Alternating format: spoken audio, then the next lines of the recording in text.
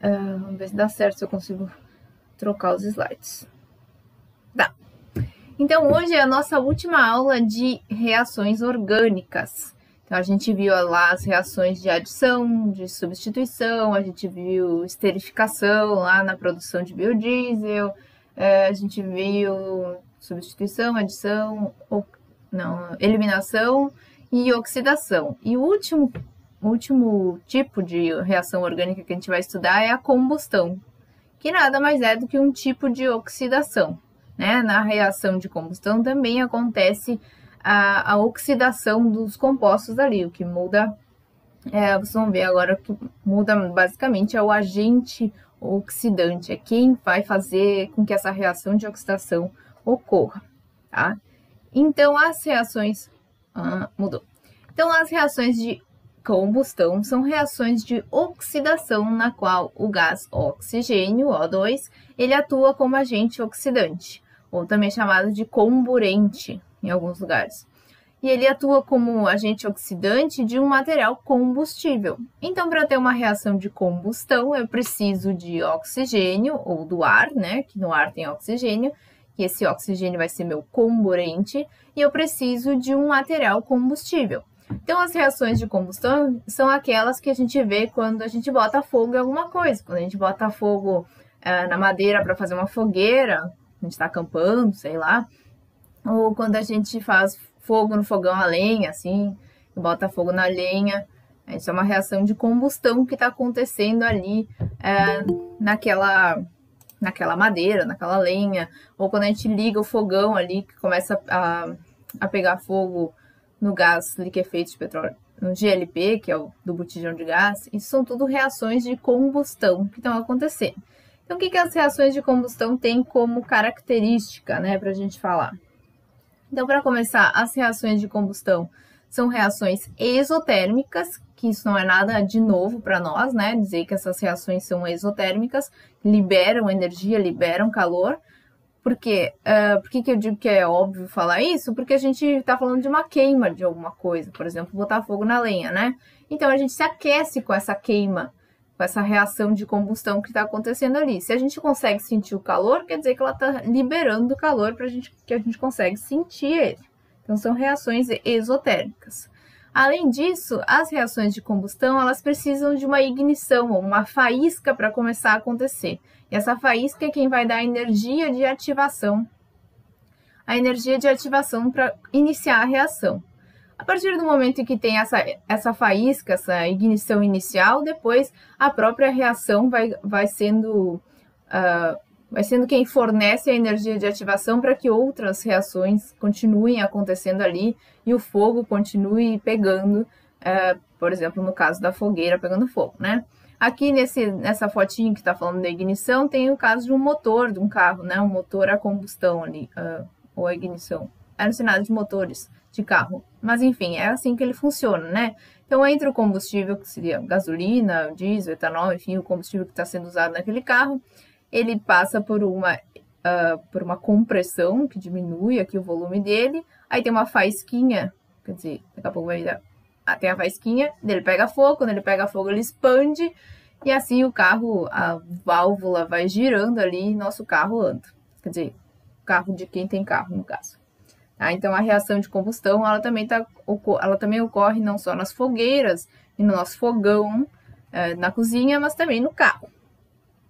E outra característica interessante sobre as reações de combustão é que a gente pode ver pela cor da chama, daquela coisa que está pegando no fogo, se está sendo uma combustão completa ou incompleta, que a gente vai ver na aula de hoje qual a diferença entre as duas. Então, quando vocês ligam a chama do fogão e vocês veem uma chama azul, quer dizer que está ocorrendo uma combustão completa ali. Isso é sinal de, por exemplo, dá para dizer, né, olhando essa chama, que o meu botijão está cheio. Se a chama começa a ficar amarela, começa a ficar com a chama amarelada, é sinal de que a combustão que está ocorrendo ali é incompleta. E nesse caso, eu poderia ter como um indício de que meu gás ali está terminando. Tá? Então, a gente olhando a chama, a gente pode ver essa questão da combustão completa ou incompleta, e a gente pode usar como um indício de que talvez seja a hora, né, daqui a pouco seja a hora de pedir um novo botijão de gás. Beleza? Então, essas são as características, assim, principais sobre as reações de combustão. Tá, então, então os exemplos de combustíveis são, todo mundo aqui já ouviu falar, eu acredito, né? Nesses combustíveis que eu trouxe aqui. Não vai ser novidade falar que esses materiais aqui pegam fogo ou entram em combustão. Então, a gente tem aqui o madeira que a gente usa para fazer fogo, a gente tem carvão, lá no churrasquinho de domingo. A gente tem aqui representado como fosse um etanol, né? Porque é uma coisa de gasolina, só que verde. Então, quer dizer que é etanol. Ou gasolina, ou no caso dos taxistas lá, que eles usam o GNV, que é o gás natural veicular. Enfim, é metano. Ou tem os botijão de gás, que daí é o gás que é feito de petróleo. Enfim, são todos exemplos de combustíveis. Porque a gente precisa que tenha algum material combustível para fazer a reação de combustão. São eles que sofrem, então, essa reação. É com eles que acontece a reação de combustão, são eles que sofrem a oxidação pelo oxigênio. Tá? Então, o que a gente, até agora, que a gente sabe sobre as reações de combustão é que eu preciso de um material combustível e eu preciso de oxigênio, então essa reação não acontece sem oxigênio ou sem o ar, e eu preciso, então, de uma faísca para começar essa reação, certo? Que seria o fósforo quando a gente está acendendo fogo, ou no caso lá do motor, a gente viu que tem aquela faísquinha, no fogão também tem aquele bzz do fogão, que faz acender o fogo. Beleza? Tá. Então, o resumo aqui das reações de combustão, eu vou ter o combustível mais oxigênio e eu vou ter esses produtos possíveis aqui nas minhas como produtos da reação. Então, é bem fácil identificar quando está acontecendo, olhando, né, na reação química, que é uma reação de combustão. Então, eu vou ter o combustível, que normalmente vai ser um hidrocarboneto, que é aqueles compostos lá que tem na fórmula carbono e hidrogênio. Eles vão estar reagindo com o oxigênio, então eu vou ter ali mais O2, que é quem está reagindo, e como produtos eu vou ter CO2, que é o gás carbônico mais água, ou CO, que é o monóxido de carbono mais água, ou C, que tá meio, não dá para ver direito aqui, mas é um C de carbono mais água. Então, quando eu tenho uma reação chamada de reação de combustão completa, eu vou ter os produtos, esses primeiros aqui, CO2 mais água. Quando for uma reação incompleta de combustão, eu vou ter como produtos ou monóxido de carbono mais água, ou carbono mais água. Esse carbono seria como a fuligem que sai dos carros, e quem tiver aquela fumaça preta de fuligem, né? É no caso de uma reação incompleta que está acontecendo ali. Por isso que sai aquela fumaça escura em alguns escapamentos do carro. Tá? Então, esses são os produtos possíveis na reação de combustão. Então, só para ver cada caso aqui. Na combustão completa, então, eu vou ter um combustível mais oxigênio, formando CO2 e água. E só para lembrar, então, essa reação vai ter sempre um ΔH negativo, porque é uma reação exotérmica que libera calor. Ok? Então, vamos ver um exemplo aqui, só para ver como é que funciona essa reação. Então, aqui eu peguei um combustível, que é o metano, que é aquele gás, o GNV. O metano, então, reagindo com o oxigênio, e ele forma ali CO2 mais água. Aí, quando a gente tem uma reação dessas numa questão, por exemplo, uma coisa muito importante para a gente fazer é fazer o balanceamento dessa reação. Porque com o balanceamento, né, primeiro que eu vou ter a reação da forma que ela deve ser, né, bem certinho com os coeficientes, e eu também vou ter informações interessantes sobre essa reação. Então, eu vou ver quantos mols de CO2 são formados a partir da combustão, por exemplo, do metano. Então, é importante, quando a gente vê uma questão de combustão, eles vão estar pedindo por isso. Então, se vocês não sabem fazer direito o balanceamento das reações, que é se arrumar os coeficientes, é uma coisa interessante para saber fazer, para responder uma questão de combustão. Então, aqui eu botei um exemplo de como fazer o balanceamento no caso do metano. Então, como é que a gente faz esse balanceamento? A gente vai contar quantos carbonos, quantos hidrogênios e quantos oxigênios eu tenho antes e depois da setinha. Eles têm que ser iguais. Então, no caso do metano, eu tenho um carbono antes da setinha, eu tenho que ter um carbono depois da setinha. Portanto, vem um número 1 aqui.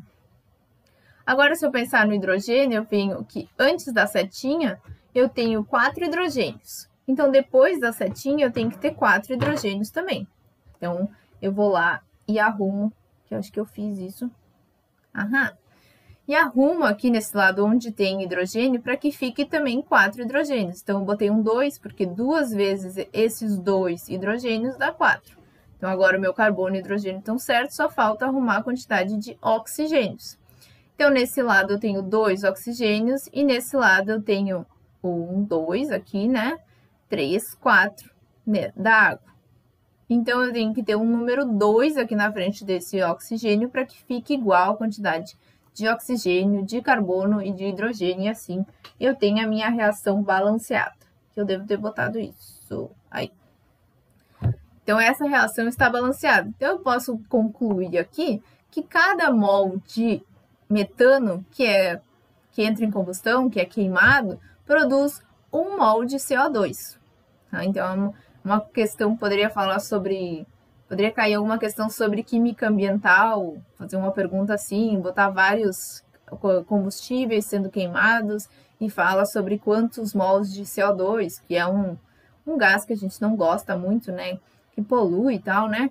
E daí eles poderiam fazer uma pergunta sobre isso. Então, para responder essa pergunta, teria que ser feito esse balanceamento.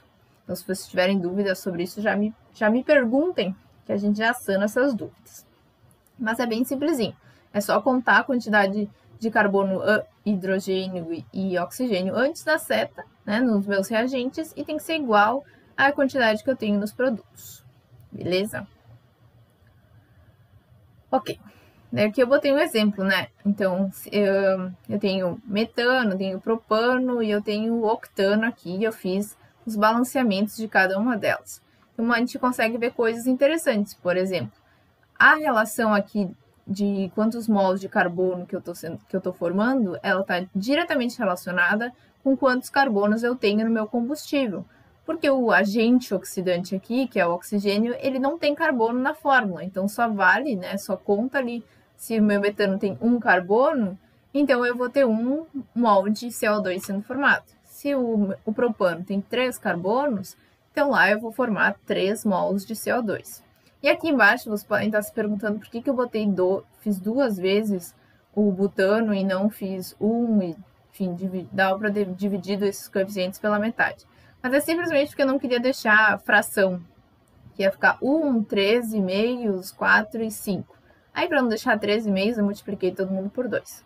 Então, ficou que 2 butanos reagem com 13 mols de oxigênio, formam 8 mols de CO2 mais 10 mols de água. Beleza? Tem aqui dúvidas? Vão me perguntando.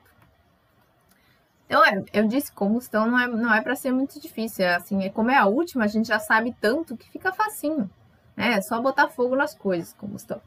Tá, então essa é a combustão completa. E a combustão incompleta é quando é que acontece, né, a combustão incompleta? Quando a quantidade de oxigênio que está presente ali no meio reacional ou no, sei lá, no ar que tá acontecendo aquela reação, ela é insuficiente para que a reação seja completa. Então, não tem oxigênio suficiente para conseguir formar CO2 e água. Então, só tem uma quantidade menor, ele vai conseguir formar só CO, né, que é o monóxido de carbono, ou carbono.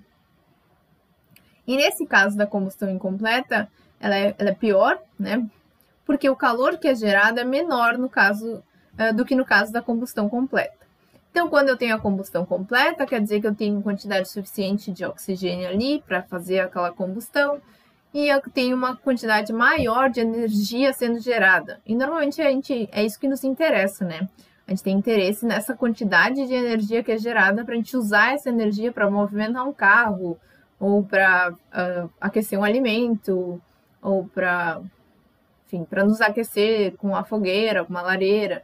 A gente está interessado nesse calor. Então, na combustão incompleta, aqui eu botei os exemplos de como que funciona, né? Então, a gente tem aqui por exemplo, do metano, de novo, que é o mais simplesinho para mostrar. E eu tenho a reação aqui dele formando, então, o monóxido de carbono e água, ou mesmo o metano formando, porque ele pode formar vários tipos diferentes de produtos. Na verdade, eu posso ter, na vida real, vamos dizer assim, sendo formado um pouco de CO2, e daí acaba o oxigênio e começa a formar monóxido de carbono, e começa a formar carbono. Então, eles podem se misturar, esses produtos diferentes.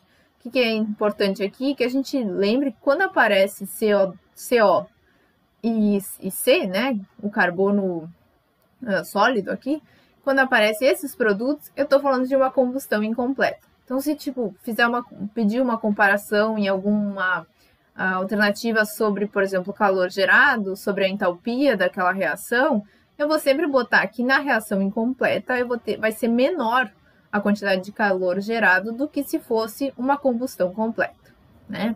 Até faz sentido, porque combustão completa parece aquele ideal, né? Parece que a gente gostaria que acontecesse. E é bem isso mesmo. Então, incompleta é quando surge monóxido de carbono e carbono, fuligem. Então, é perigoso quando acontece esse tipo de combustão, porque, por exemplo, o monóxido de carbono ele é muito mais tóxico do que o CO2. Então, se eu estou pensando numa lareira, por exemplo, e eu fecho todas as janelas da minha casa, começa a queimar aquela madeira e começa a consumir o oxigênio e começa a formar monóxido de carbono, eu posso me intoxicar e desmaiar ali e nem perceber que eu estou sendo intoxicada por monóxido de carbono. Então, é perigoso quando acontece esse tipo de combustão. Então, a dica da aula de hoje para a vida é, se você for fazer uma fogueira, alguma coisa assim em casa, em um lugar fechado, deixe uma janelinha aberta para ventilar, para entrar ar, né? Não vamos desmaiar por aí à toa, certo? Cuidado com o monóxido de carbono. Essa é a frase da aula de hoje. Yes, a gente chegou nos exercícios, tá? Então tem 2 exercícios para a gente treinar o que a gente viu até agora. Se eu não me engano, um é do Enem e o outro é da URGS. Então eu vou deixar um tempo para vocês fazerem, mas eu posso ler para vocês e daí eu dou um tempinho. Então essa questão do Enem diz o seguinte: a explosão de uma plataforma de petróleo em frente. Antes de fazer o exercício, você tem dúvidas? Eu fui falando, né? Esqueci. Se vocês tiverem dúvidas, pessoal, me perguntem. Se ficou alguma dúvida sobre combustão completa, incompleta, sobre os produtos, sobre o que é um combustível, me falem se vocês estão com dúvida. Que eu não tenho como adivinhar. Mas se tiver tudo tranquilo, e eu espero que esteja tudo tranquilo, aí a gente pode tentar fazer esse exercício. Beleza? Obrigada, Sabrina, por me responder. Show. Tá, então. Oi, Jonathan, boa noite. Tá, então você tá tranquilo? Então vamos tentar fazer os exercícios antes que acabe nossa aula, né? Tá, então essa questão fala sobre a explosão de uma plataforma de petróleo em frente à costa americana e o vazamento de cerca de 1.000 barris de petróleo por dia no mar. Nossa, provocaram um desastre ambiental. Uma das estratégias utilizadas pela Guarda Costeira foi dissipar a mancha negra com um recurso simples, fogo. A queima da mancha, imagina que loucura, o mar pegando fogo. Ok. A queima da mancha de petróleo para proteger a costa provocará seus próprios problemas ambientais, criando enormes nuvens de fumaça tóxica e deixando resíduos no mar e no ar. Além da poluição das águas provocadas pelo derramamento de óleo no mar, a queima de petróleo provoca poluição à atmosfera, formando uma nuvem negra, denominada fuligem, que é proveniente da combustão. A, B, C, D ou E. O que vocês acham que é qual dessas vocês acham que é a resposta? Pensem aí e me digam.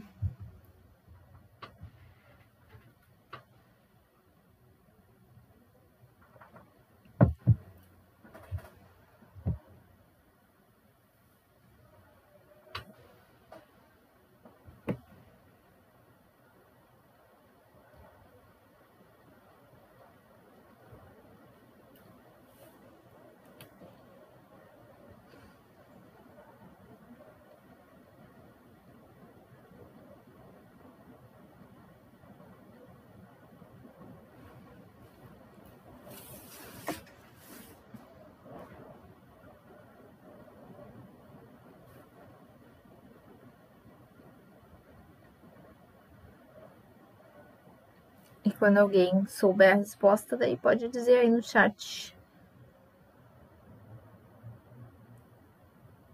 Pra gente discutir juntos.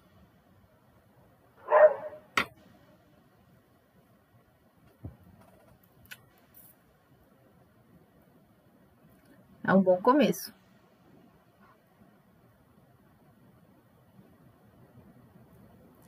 Então vamos ver a diferença, né? Entre esses, a gente pode falar sobre os hidrocarbonetos. Qual a diferença entre os compostos que estão aparecendo ali, né? A gente tem os hidrocarbonetos, a gente tem compostos sulfurados e compostos nitrogenados. Então, vamos olhar o texto e de que ele está falando. Ele está falando de petróleo. Petróleo é uma mistura de pontinhos. Qual é a função orgânica que tem no petróleo? Não sei, vocês já devem ter ouvido falar. Petróleo é hidrocarboneto. Isso aí, Jonathan. Petróleo é uma mistura de vários hidrocarbonetos. Então, com petróleo a gente faz a gente faz tipo, gasolina, óleo diesel, a gente faz plástico, lubrificante, vários compostos que também são já conhecidos como hidrocarbonetos. E o petróleo, na verdade, é uma mistura de todos esses hidrocarbonetos. Então, compostos sulfurados seriam aqueles que têm enxofre, compostos nitrogenados, os que têm nitrogênio, mas como ali está falando de petróleo, então tem que ser hidrocarboneto. E como ele está falando sobre fuligem, uma nuvem negra, fuligem é aquele carbono, só o C, né? Só carbono. E isso é típico de uma reação de combustão incompleta. Se fosse completa, seria apenas CO2 e água. Às vezes, as reações incompletas, não só elas são incompletas, às vezes, porque ocorrem muito rápida ou sem controle, né? Não necessariamente que o ar ali estava sem oxigênio, mas pode ser porque pelas outras condições que foi feita essa queima, tipo botar fogo num óleo no mar. Nossa, que doideira isso. Enfim, não sei se mais alguém quer comentar sobre a questão. Eu peguei pela resposta dos que responderam mesmo, né? Mas então, como vocês disseram aí, a resposta certa é a B. Então, é uma combustão incompleta de hidrocarbonetos. Então, sempre que falar de petróleo, estamos falando de hidrocarbonetos. Beleza? Uma mistura de hidrocarbonetos. E falou em fuligem, ou falou em monóxido de carbono, ou CO ou C, está falando de combustão incompleta. Ok, vamos para a próxima questão. Então, a próxima questão é da URGS 2012. A destilação de folhas de plantas ou cascas de algumas frutas com vapor de água produz misturas líquidas de fragrâncias, blá, blá, blá. Eu posto que esse texto de cima não serve para nada. Vamos ver.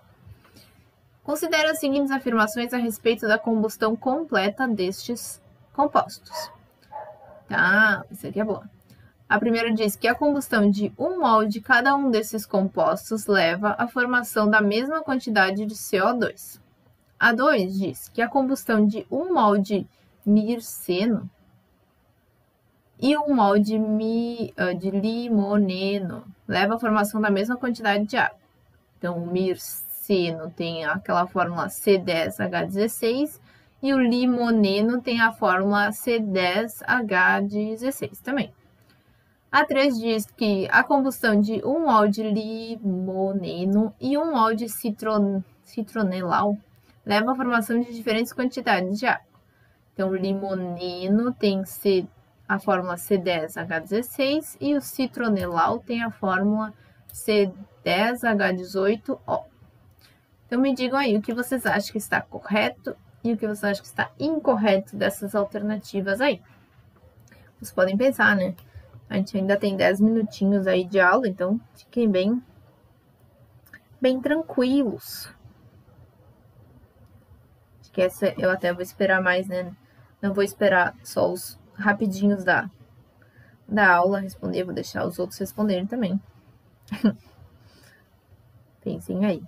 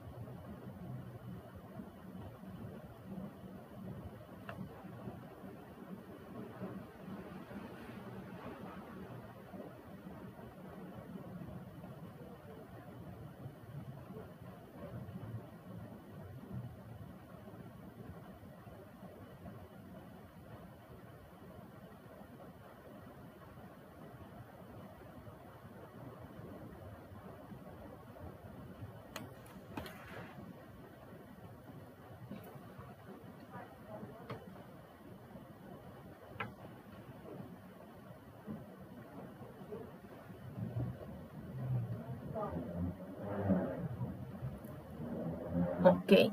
Então, a alternativa 1 e a 2, tem certeza? Então, vamos pensar depois. Eu vou dar mais uns minutinhos aí para os outros colegas. Aí, depois eu comento sobre cada uma.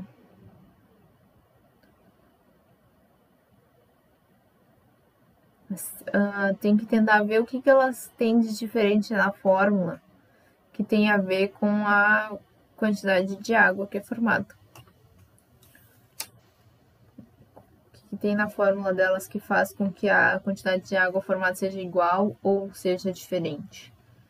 Para pensar sobre a alternativa 3. Sabrina está na letra D. E o Jonathan na C. Aqui. E já mudou. Tá na E.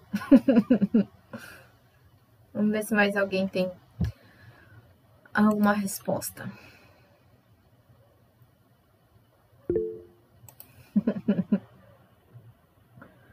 Mas é bom, assim, tem que pensar melhor e discutir consigo mesmo.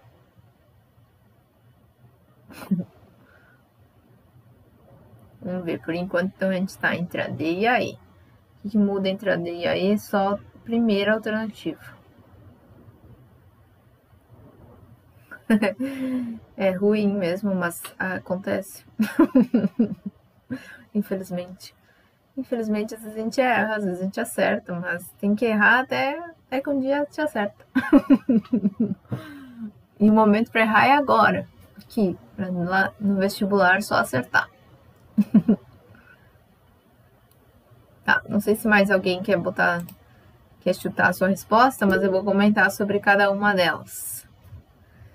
Então, a primeira fala sobre a combustão de um mol de cada um desses compostos leva a mesma quantidade de CO2. Então, vocês lembram que eu falei que a quantidade de CO2 ela está diretamente relacionada com a quantidade de carbono que tem ali na fórmula de cada um dos compostos. Porque só o carbono do CO2, quem dá ele, é o carbono do hidrocarboneto. Então, a gente vai na fórmula deles, a gente vê que tanto o mirceno, quanto o limoneno, quanto o citronelal, tem 10 carbonos na sua fórmula. Né? É tudo C10 alguma coisa, C10 alguma coisa, C10 alguma coisa. Então, sim, a primeira está certa. Como a quantidade de carbono formada depende apenas desse carbono que está aqui na fórmula de cada um, e eles três têm a mesma quantidade, então um mol de cada um deles vai formar a mesma quantidade de carbono. Considerando que um mol de cada um deles, no caso, vai formar 10 mols de CO2. A gente podia até um pouco além dessa informação. Então, a primeira está correta. Se ficar dúvida, vão me perguntar. A segunda diz que um mol de mirceno e um mol de limoneno leva à formação da mesma quantidade de água. Então, a quantidade de água, quem vai nos dizer quanta água vai ser formada é o H, né? O hidrogênio que está ali naquela fórmula. Porque a fórmula da água é H2O. Então, o O vem do oxigênio, né? Que está reagindo com esses compostos aí. E o H da fórmula da água vem desse hidrocarboneto. Então, eu venho aqui na fórmula deles e olho quantos hidrogênios tem em cada uma das fórmulas. Tanto o mirceno quanto o limoneno tem 16 Hs, 16 hidrogênios nas fórmulas. Então, eles vão formar a mesma quantidade de água. Como eles têm a mesma quantidade de hidrogênios, eles vão conseguir formar a mesma quantidade de água. Beleza? Então, essa é a 2, também está verdadeira. Então, vamos ver se a 3 está verdadeira, né? Que foi a que o Jonathan tinha ficado em dúvida. Vamos ver o que ela fala. A combustão de 1 mol de limoneno e 1 mol de citronelal leva à formação de diferentes quantidades de água. Então, o meu limoneno tem 16 hidrogênios e o meu citronelal tem 18 hidrogênios. E tem um O ainda aqui. Então, como eles têm quantidades diferentes de hidrogênio e oxigênio, eles vão formar diferentes quantidades de H2O, que é a água. Então, essa última alternativa também está correta. Se em vez de diferentes quantidades de água tivesse escrito mesmas quantidades de água, como estava escrito nas outras alternativas, ela estaria errada. Mas como ele está dizendo que vai formar diferente mesmo. Então, aqui eu vou formar eu tenho que dividir por 2, né? Esse 16 vai formar 8 mols de água, porque é H2O. E esse aqui eu vou conseguir formar 9 mols de água. Beleza? Então, essa é a diferença entre eles. Como ali diz na alternativa que são diferentes, então as 3 alternativas estão corretas. Tanto a primeira, quanto a segunda, e a terceira. Certo? Entenderam por que estão certas as 3? Se vocês não entenderam, eu explico de novo daí. Me digam só. Beleza, muito bem. Tá, então, bom, era isso que eu tinha preparado para a aula. Eu só queria deixar... Deixa eu pegar um link aqui. Eu tinha preparado uma lista de exercícios de revisão. E aí eu vou compartilhar com vocês para vocês tentarem fazer sozinhos daí essa lista. Claro, fazer sozinhos, mas podem pedir minha ajuda, né? Deixa eu mandar aqui.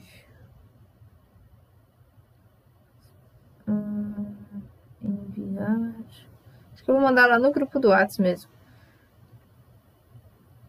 Porque tá no meu celular agora. Como é que eu compartilho? Ai. Enviar link, tá. Enfim, essa lista tem 3 exercícios, tá? É sobre reações orgânicas. E a ideia é que vocês tentem fazer elas sozinhos. Se vocês quiserem começar agora nesses... Segundo meu celular, falta 3 minutos. Eu vou mandar ali no WhatsApp do Educamed. Que daí, se alguém não tava na aula, pode fazer também. Listinha de exercícios de química. Mas se vocês não quiserem fazer essa lista de exercícios também, né? Eu vou fazer o quê? Vou ficar triste só. Ai, é isso aí. Tem mais um slide? Não, é só isso. Acabou. Beleza. Tá, era isso que eu tinha preparado para a aula. Não sei se alguém tem alguma alguma consideração a fazer, mas eu mandei o link lá. Se vocês quiserem tentar fazer esses exercícios, é de revisão mesmo sobre reações orgânicas, já que a gente encerrou reações orgânicas. Mas enfim, tamo aí. Me perguntem qualquer coisa aí. Uma boa noite, boa aula de biologia, acho que vocês vão ter, ou português. Enfim, beijos. Até a próxima.